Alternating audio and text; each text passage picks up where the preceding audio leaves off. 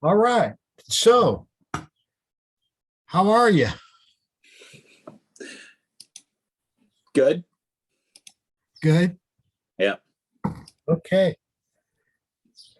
Let's just let me open up the course. Funny thing about teaching when you don't teach these courses, but online, asynchronous. I forget what I forget them.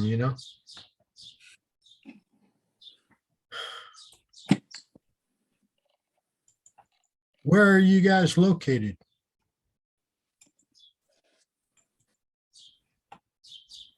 I'm in Idaho.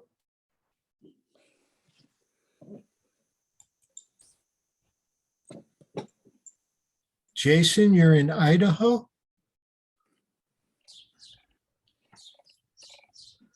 Wow, that's pretty far away. What made you what brought you here?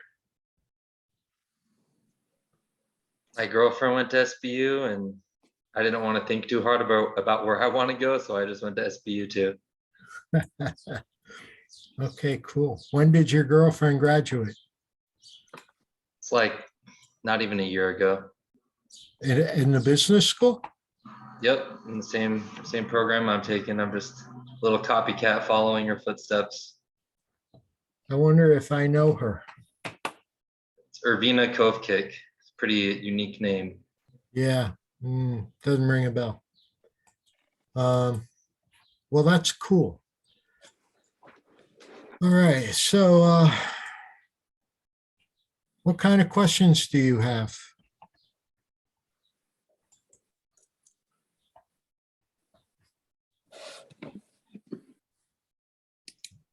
That's a great question. Greg, where are you? I am in Clarence, New York. Oh, Outside that's of very sensible place to be. yes, not too far away. I'm in Connecticut. Nice. As in Boston, Connecticut, or New York City, Connecticut, or Hartford and everywhere in between. Hartford, yeah, Hartford, I'm along the shoreline, but Hartford, yeah. Okay. Is tomorrow's assignment, it's like this only submittable thing is we're just doing the video presentation?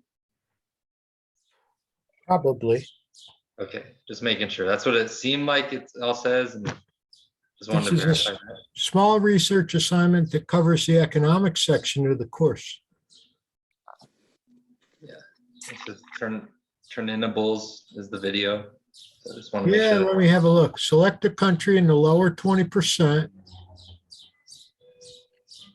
All offer an analysis. Create a 5 to 10-minute video presentation. Post your video. That's right.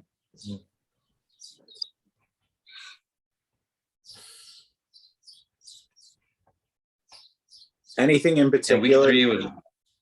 Oh, sorry. Go for it. I was just mentioning how week 3 was like the week that kicked my butt. That was all those equations and stuff. Figuring, I don't know why that one was pretty hard. I have to go back and review that one again. Some of the chapters. Week 3. Yeah, with the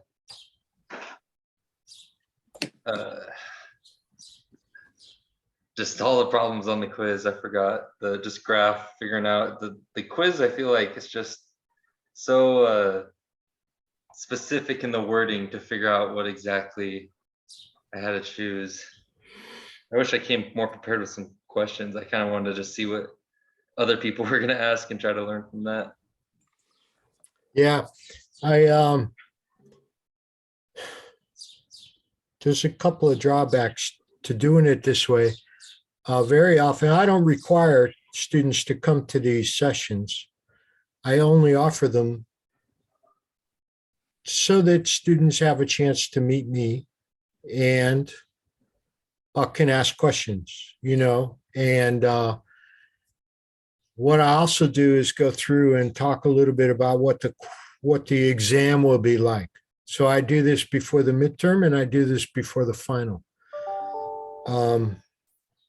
In the school year, maybe there's 4 or 5 that will attend one of these sessions, but in the summertime, everybody's, yachting and whatever it is that they do, So what I'll do is I'll tell you what the midterm exam will be like. It opens tomorrow, Thursday at midnight. So that's midnight tonight. Yeah. The midnight at the end of tonight is Thursday's midnight. And it's exactly the same as the quizzes. It's 50 questions. It is, and I will open it up. So not for you to see, but for me to see.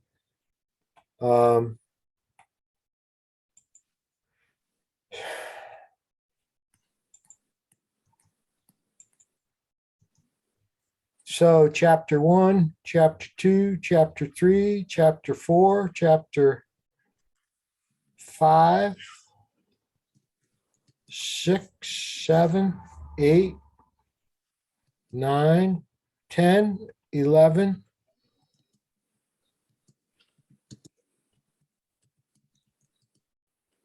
So all the chapters we've done, 11, 12, 13, 14, 15, 17, and 20. For example, chapter 20 has 2 questions. 17 has 2 questions. 15 has just 2 questions. 14 has 2 questions. 13 has 2. 12, 11, 10 have 2. 9 has 3. 8 has 3. 7 has 4.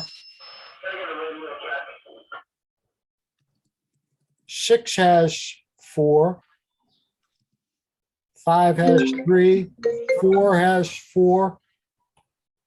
And then 1, 2, and 3 all have 2 each. And they're from exactly the same source as your quiz questions. So you've been able to take the quizzes 3 times? Yes. And then we take your highest grade. So you will have seen some of the questions from the quizzes, and of course the quizzes, the questions are randomized, so you won't both see the same, but they're all drawn from the same source. Now, and you have quite a bit more time to do it.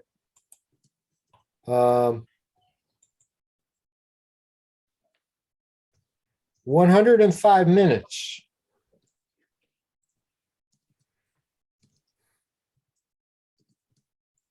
Awesome. So that what's that, an hour and 45 minutes, right? Yeah.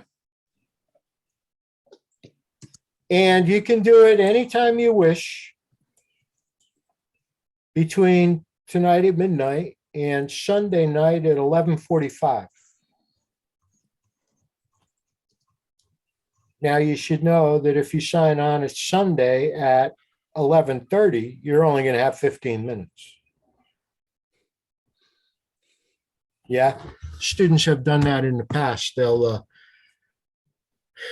call me up and say, something went wrong. It booted me out of the exam, and I only had 15 minutes, but they didn't start until 15 minutes before the time was up. Okay. So you have an hour and 45 minutes to do 50 questions.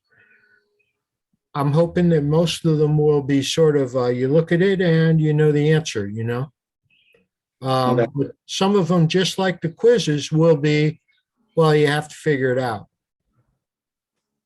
When they're all multiple choice.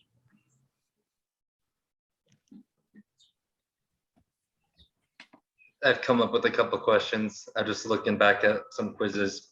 One thing I wanted to ask that I'm sure the answer is just my mind's thinking differently. It's about the agriculture in the United States and like the technology. how it will affect it, how it might increase supply, but it would just cause more supply than is needed. So like an individual farmer would be better off not adopting a new technology. Is that correct? I'm not sure I follow your So it question. says, which of the following statements about agriculture in the United States is correct? Oh, let me, can you share it with us? Yeah, I just gotta click, just share my screen. Is that what I'm doing? Or how do I do this? Oh, share screen right here is the big green one. Yeah. Oh, Yeah, go ahead. Can you share now? yep, I'm about, let's do jump right here.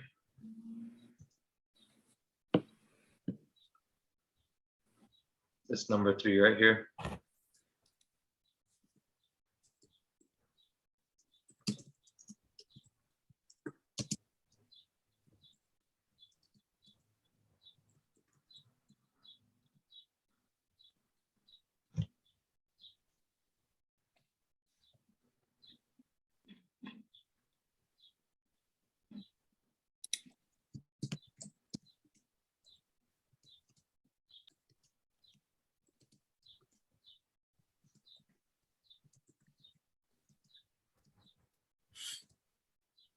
Does it tell you what the answer is? No, it doesn't. So I didn't get it.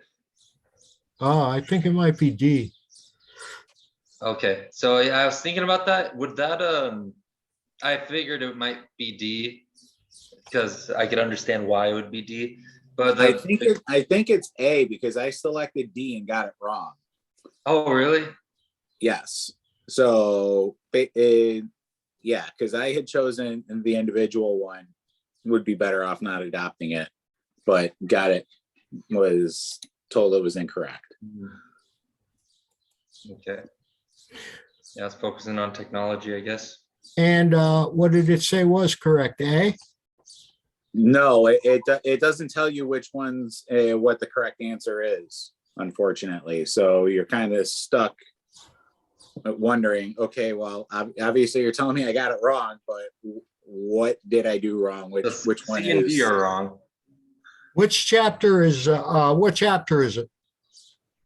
I think 10. What it might be in. Doesn't tell us the. Okay, let me have a It's a look. pretty big range of chapters. Oh. Probably chapter 7 for the efficiency of markets.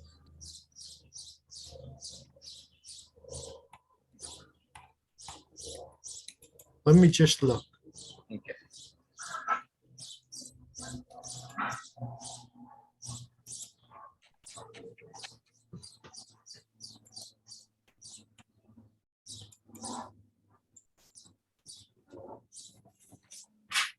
Oh, shoot. Everything all right? Yeah, the wind just blew everything off my wife's desk. I'm going to be in trouble. So let me just have a look here.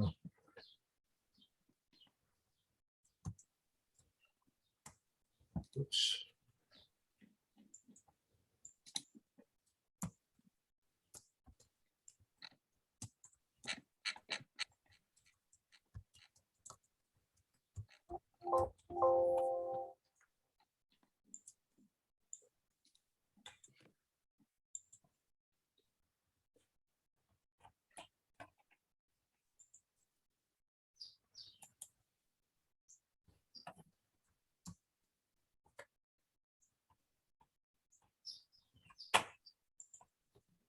Greg, did you do question 4? Do you remember what you got for that?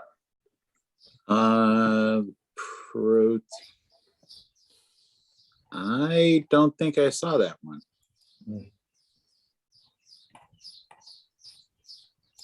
Oh, now, oh, hey, okay. So I'm reviewing the quiz now.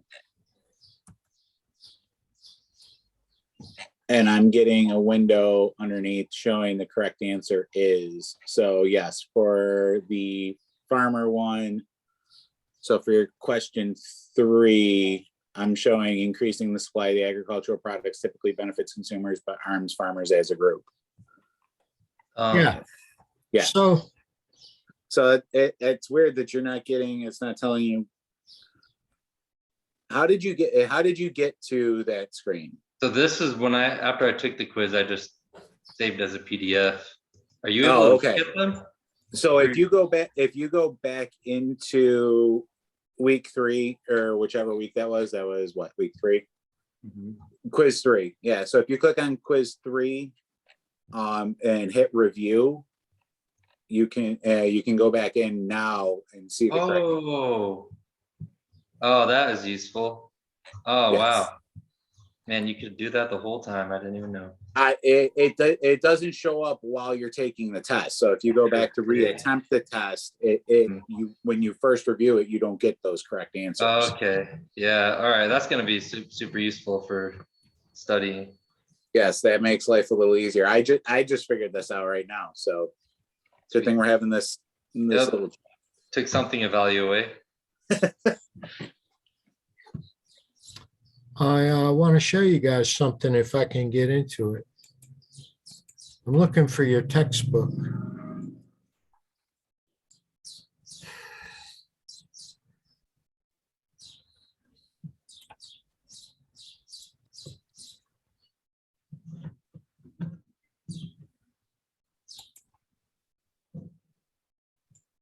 Are those your birds or are those out?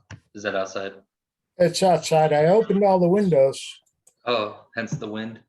Yeah, hence all the stuff blew off my wife's desk. And everything's nice and safe on yours, right? Yeah, there's so much on here, it's not even funny.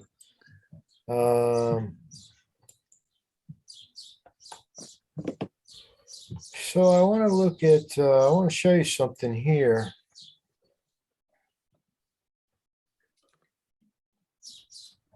And it's not coming up. So here's the thing I want to show you. Oh. Boy, when you don't work on Zoom very often, it's hard to, so whiteboard, share, whiteboard. So what we're talking about is total revenue, right? So the area of total revenue would be the size of this box. Yeah. So if we were to erase this, and I've got to confess that I forget.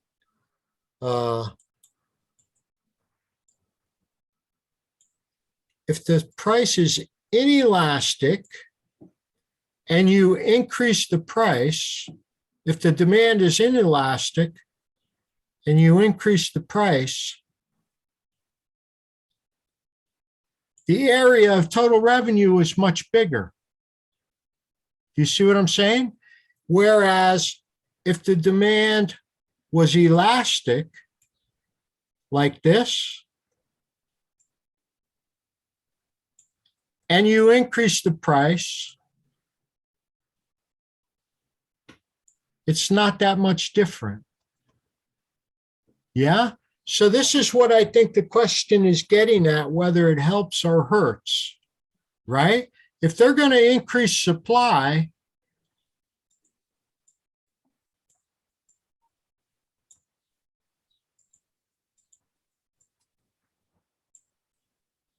Agriculture is considered inelastic.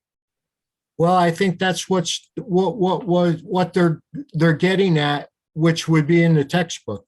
If they're increasing supply, they're going to be lowering the price from here to here.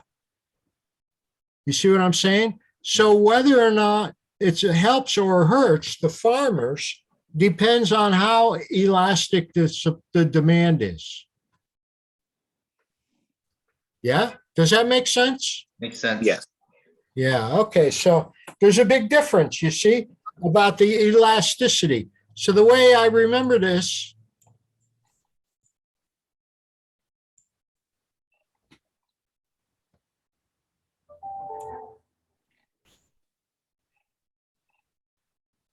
Like you just gotta have a piece of paper drawing every graph to see the visual. yeah, it helps, right? The way I remember it is inelastic looks kind of like an I, and elastic looks kind of like an E. So this is an elastic demand. In other words, if you raise the price just a little bit, the quantity being demanded is going to be reduced significantly. But if you raise the price just a little bit over here, it doesn't change the quantity much. Mm. So an inelastic demand is something like chemotherapy, right? Whereas an elastic demand is something like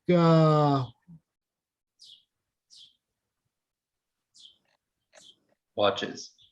right, yeah, something we don't really need. Ask the cancer patient if they want their chemo. They're going to raise the price, right? You're still going to want your chemo. But if they're going to raise the price of the watch, do you go without knowing what time it is? So I think that's what the question was after.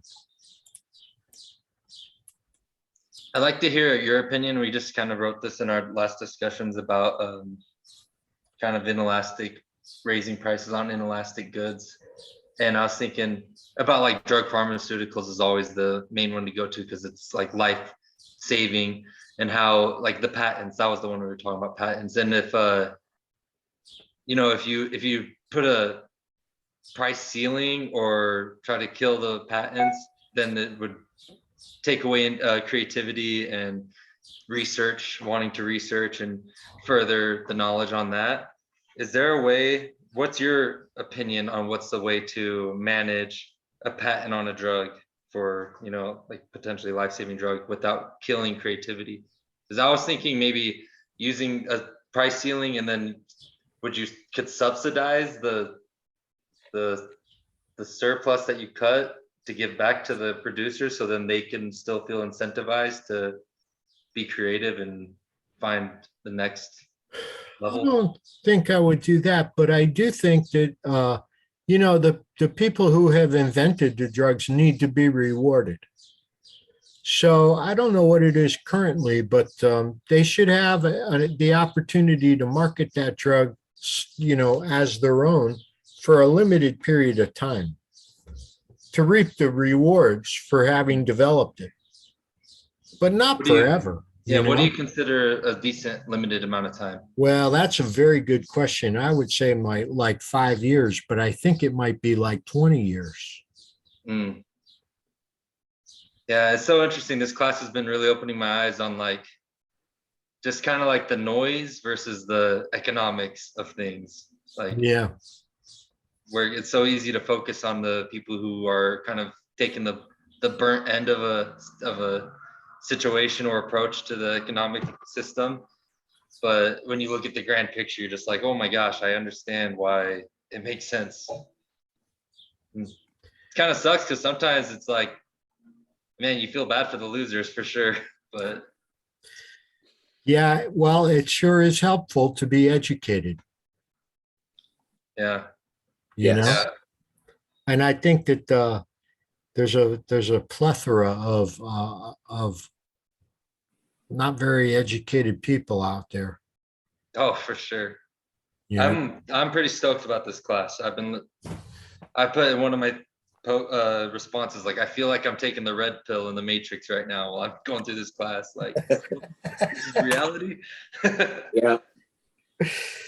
that's pretty cool. I appreciate you saying that. I have a question. So I run a video production business here in Idaho, And I've been just trying to relate every lesson as we're going through to my own, work. But mine's a service, and I feel like service and product just and like goods don't match up as equally. Is there like a point where like I'll probably learn more about how I could apply a service, like the way the demand works and stuff for services, I feel like are different than for goods, measurably anyways. That's an interesting question. So are you producing a good or are you producing a service? Well, that's confusing because like I go and shoot with my cameras and the crew, and then we come and make a video, and that's, I guess, the good. But it's so, it's so elastic, like depending on what people can afford and what their budgets are. So it's hard for me. I would try to find my own, supply and demand curves, and I'd try to figure out, well, what's my supply? Because it's kind of like whatever clients we get, and then what's the demand?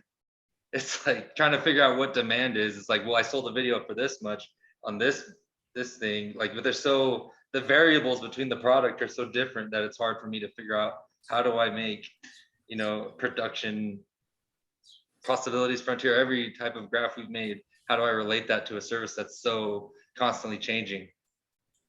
Well, not only that, but there's some value to your product that's not quantifiable. I mean, your product is going to be different than somebody else's product, right? And that difference isn't necessarily quantifiable, right? I mean, why do some TikToks get, 1.2 million views and some only get 200,000?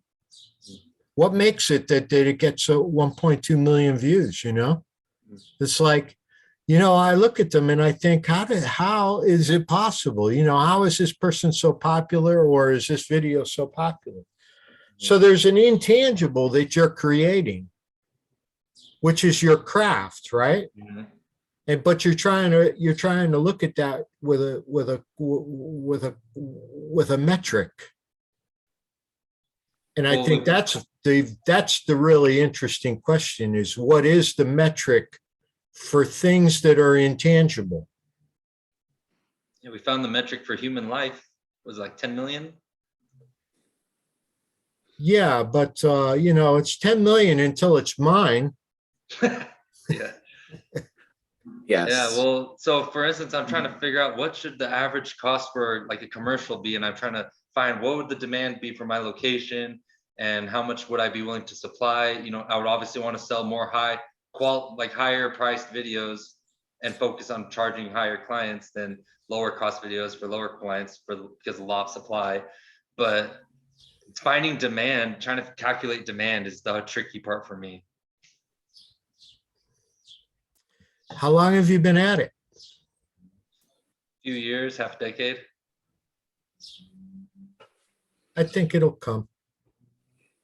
But what will come? Your ability to forecast what you can get. What people are willing to pay, huh? Yeah. Just gotta get as much data points as I can, huh? Yeah.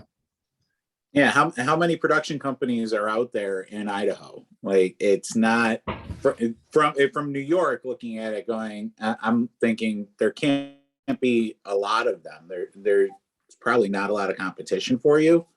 So, or at least advertised competition that you would know about. So pulling those data points and getting market feedback is more or less just trying to figure out exactly, continue doing what you're doing because you're successful in what you're doing right now, but use that information and just kind of build upon it. There's really no easy way, at least from my view over here in New York. Yeah.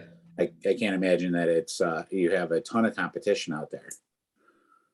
Yeah, there's competition, but not like there is in New York. The place is filled with filmmakers and video people. But I guess another thing is I try to figure out when we're discussing about like your competitors and how they balance out your equilibrium price, because the competition is literally what levels everything out. But the thing is, I don't even know what anyone's charging. It's like, do I have to send in a mole to find out what my competitors competitors are charging, so I know what I need to charge? Because that's also like a big question that runs around my mind. Like, how do you figure out these data points for what the competition is? Well, how much negotiation do you get into? Is it just pretty straightforward? Like in my industry, my customers generally request 3 quotes for their bill of material and go with the lowest quote, and there's not a lot of negotiation. Yeah. Opportunities do come up, but they're fewer than I would like. Do you have that kind of feedback? Do you get customers saying, hey, yeah, I love everything you do, but man, I just can't afford that price. You know, what can we do here? Now, this is more what my budget looks like. You know, do you get that kind of feedback at all? Or is it just pretty much straightforward? You know, yeah, you're too high.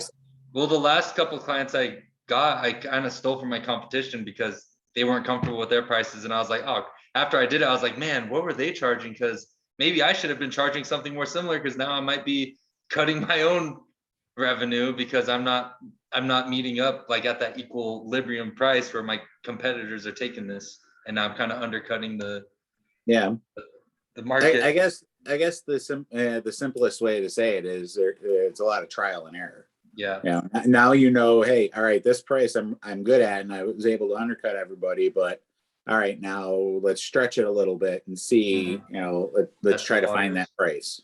Yeah. Yeah, that's what I'm doing now. Just hoping that there was some sort of cool cheat that like, oh, here you can go to this website and you'll find out what people's revenues are or something. Send in a mole. I like that idea. Get the mole, yeah. Activate them like some Russian agent or something. Yeah, there you go. Yeah. All right. What other questions have you guys got? I think it should be fairly straightforward, you know? Yeah, I'm pretty well set now that I've figured out that yes, we can go back and review the quizzes with correct answers. So I was a little concerned about that, but now I know, and that concern is gone. How come you didn't know that to start with? I guess I took it as a fact that, you know, when you're taking the test, I haven't been able to go back and like they give you the option to review the quiz right after you take it, and it doesn't give you the correct answers, like the PDF that Jason saved. You know, his screenshots there, and so I guess I took it as, all right, well, I guess those answers are not available. So after it closes, they should be available. Yeah. So So you should have answers. And you should have taken the quizzes 3 times, I think. So you should have a fairly decent set of questions. Yes. You know, and the exam will draw from exactly the same test bank. You know, I'm hoping a lot of them you'll be able to just read and say, oh, I know. Oh, I know.